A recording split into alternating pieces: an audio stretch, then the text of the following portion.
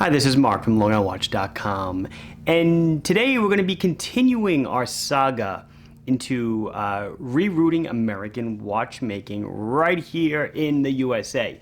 So just a couple days ago, I showed you the Brilliere airborne mechanical watch that is assembled, tuned, tested at Fine Timepiece Solutions in Fountain Hills, Arizona. Today, I'm just going to show you that, now that's their own like little house brand. I'm going to show you that there are other watch brands that are now going to the same facility to have their watches made. Today it's going to be a video about Bertucci watches and the release of their Americana series. There's 6 watches in this series. 6?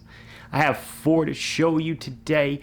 What's really cool about these is that not only are they assembled at this facility in Arizona by Americans of domestic and imported components, the movements are Ameriquartz movements. Ameriquartz is made by the same facility, Fine Timepiece Solutions, and these are assembled in the USA quartz movements of, again, both domestic and imported parts, but they're working towards verticality. And pretty much they've already got the most important parts of the movement being made right here in the USA. So there's much more to come. I'm kind of stoked about showing you these watches because, now it's really starting to hit home. I will show you the movement a bit, show you around. I do want to do a more in-depth on the movement, but we'll get into that another time. For my own wrist check, unfortunately, I am not wearing anything made in America. The Islander, which was a sellout, more on the way. October, they should hit the mid-size. End of October, you should hit, and then there's more goodies and surprises on the way. My DS30 Ocean, made in Germany, Damasco. I showed this one on Instagram. I have the back engraved with my company logo. It's pretty cool. When I first got these watches in, I was really enthralled by them, so I had to get one. Anyway, let's check out the Bertucci Americana. So here we go. I said I have 4 Bertucci Americanas to show you. Here are 2 of them. 2 will be like this with the offset seconds. 2 will be like this with central seconds. They are all the same price. They're all around the same price. All around 245 bucks. What I want to do before we even go over the watch is I want to go over what's inside the watch, which I do have one that was provided to me as a sample that I want to show you. So when you take off the strap, this is the case back. I am not immune to Seiko spring bars either. Every so often I do slip and slice my finger open. But you can see Bertucci, A3T case, USA movement, China case. No hiding it. Superluminova. It is titanium. It is sapphire. It does use a 371 battery. A lot of cool stuff on the back to let you know a lot about it. The Bertucci dog and the month and year of manufacture. You'll notice integrated lug bars and stuff, but I don't want to show that right now. That's not what we're here for. We're here for the movement. So when I opened the sample they gave me, this is the only piece of plastic I could find. This is the movement holder / battery insulator. You need to have an insulator between the rear surface of the battery and the case. Otherwise, the whole thing is one big short.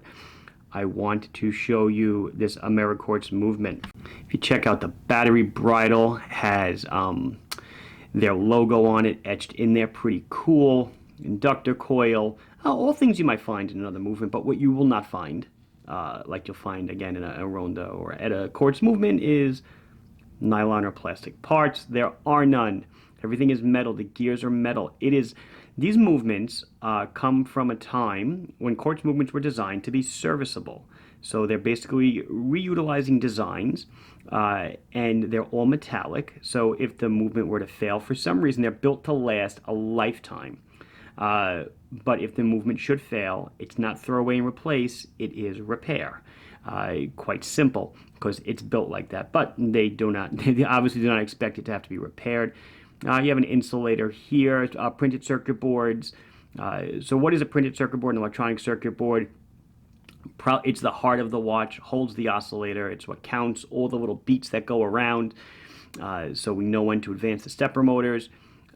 Not easy to make. Not easy to make at this scale. It's an etched piece of dielectric and they etch away, etch away and keep copper lines and surface mount devices to it. All of that is fine and good, but what I really want to show you here is just the movement itself. It's a thing of beauty. It's not something that the layman can assemble. It takes a trained technician to learn how to assemble these. It is just absolutely beautiful. Oh, I'm sorry, one thing before we get into the watch. You'll see a red dot in the center. And if you checked out the watch and learns, you'll know what that is. That is a jewel. Yes, these are jeweled quartz movements.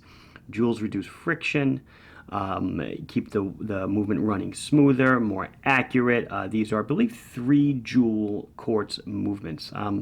Very impressive for a watch of this caliber, a quartz watch.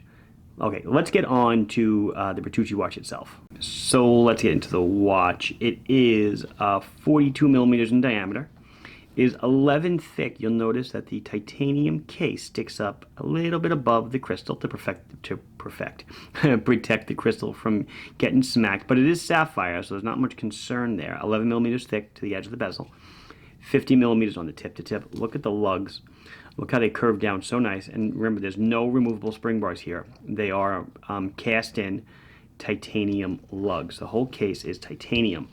It was a solid case back like I showed you on the other piece before. Screw down. 200 meters of water resistance. I did say sapphire crystal. 22 millimeter lug. Now, because they're not removable lug bars, you have to use a one-piece strap. Fortunately, Bertucci straps are probably one of the best nylon straps in the business. They are amazing. Look at the stitching. Look at the thickness. Totally awesome. Look at the hardware, how it matches everything. I probably said 200 meters water resistance. I'm not sure. Battery life is about 3 years, and it runs on an Ameriquartz movement. Without the strap, the watch head will weigh in at 43 grams, so it's titanium, super light, and as I mentioned, they're all about $245. Let's go in on the dial a bit. Very easy to read, beautiful hands, large date. It's kind of larger than a normal date, obviously not magnified, but very easy to read. Beautiful finishing on the case. And like I said, I also have an offset seconds one. Very similar, same price. It's got the offset seconds. It's the same case, black dial, and then I have the same one in almost like a khaki strap. I guess I'll zoom out a bit so you can see them.